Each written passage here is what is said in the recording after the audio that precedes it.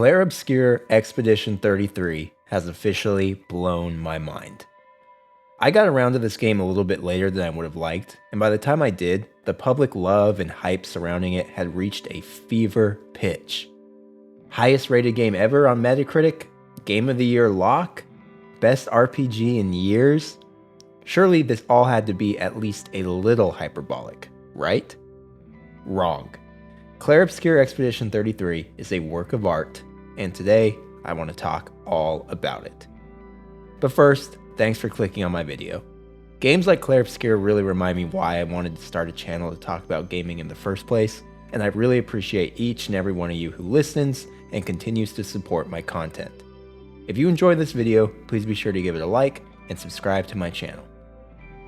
Every like and every sub really does make a huge difference, and I truly appreciate each and every one of you who listens to my content.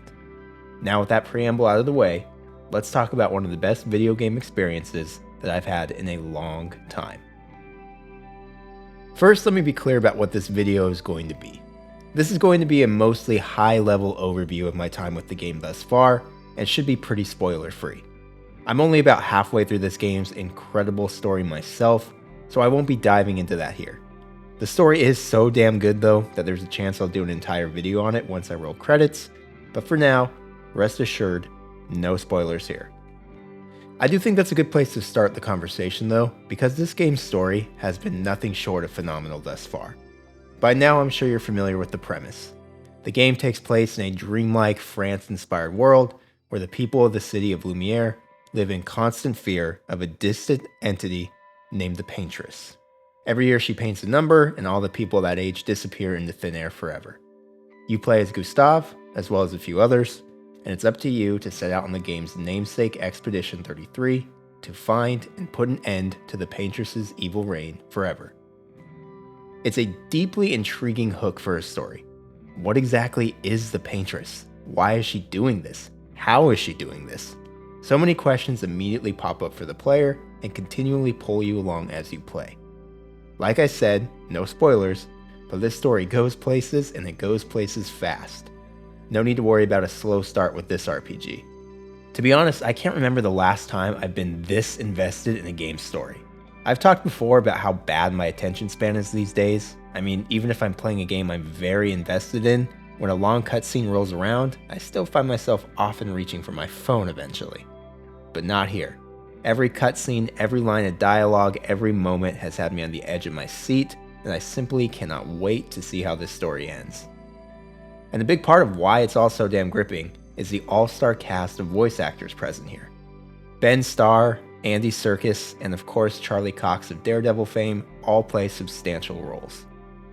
Charlie Cox plays Gustave, and man does he nail it. There's such a gentle sincerity in the way that he delivers his lines that it's impossible to not become attached to the character from the very start. And to be honest, that's how it is with every character in this game. They're all nuanced, have well-defined character traits and motivations, and feel like real people. Sometimes lips don't always match up to the words the best in cutscenes, but that's my one minuscule complaint in what is shaping up to be a masterclass in video game storytelling. I'm only in Act 2, but if the game keeps this momentum and wraps up its story as strong as it started, this is going to be an all-time video game narrative for me. I could go on about this game's story forever, and like I said, I will probably have a dedicated video on it eventually, but let's talk about the gameplay, because somehow it might be even better than the story. If I had to describe this game's gameplay in one sentence, I would say that it's a perfect mashup of a turn-based RPG and a Souls-like. And yes, I know the term Souls-like is thrown around way too often these days, and some people are probably sick of hearing it, but I have never seen a turn-based RPG take as many cues from Dark Souls as Clair Obscur does. For one, it implements the Souls-like trademark weapon scaling system into its gameplay, meaning the damage of each weapon that you use scales with certain attributes. I love this system in general, and was surprised but ecstatic to see it here. The system opens up the door on all sorts of unique character building opportunities, and gives it a unique flair to help its character building feel substantially different from most other RPGs. The Souls-like inspiration is apparent in level design as well. There's a large world map that you traverse, but from there you access designated levels that would feel right at home in a Dark Souls game. Many are large areas that you can traverse across from point A to point B fairly easily, but they're also filled with hidden areas and tons of secrets and loot if you travel off the beaten path.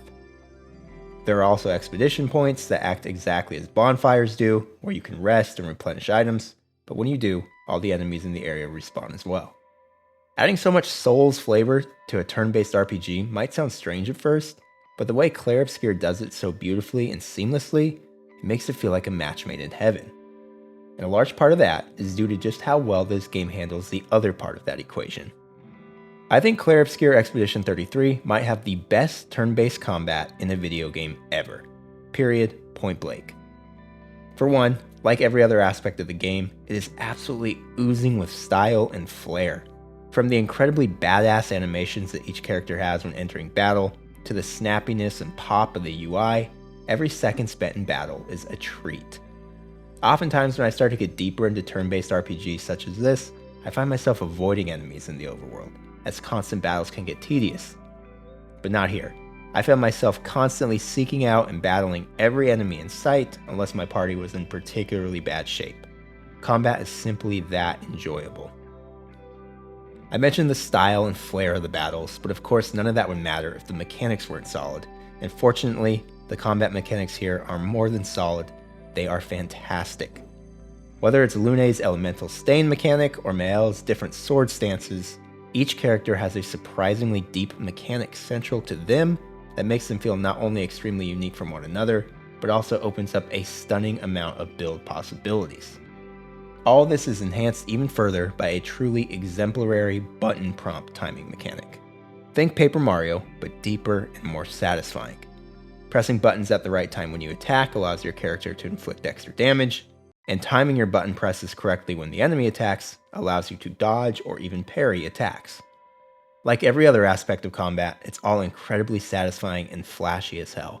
Once you get into the flow with your dodges or parries, it almost feels like you're playing a rhythm game. And let me tell you, once you're in the zone and dodging to the beat of your enemy's attacks, man, do you feel like a badass.